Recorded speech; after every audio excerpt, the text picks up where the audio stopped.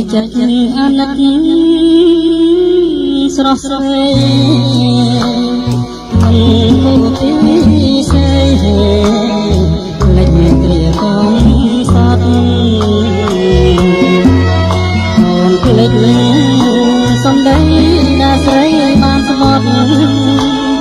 ស្នេហ៍យើងមិនរលត់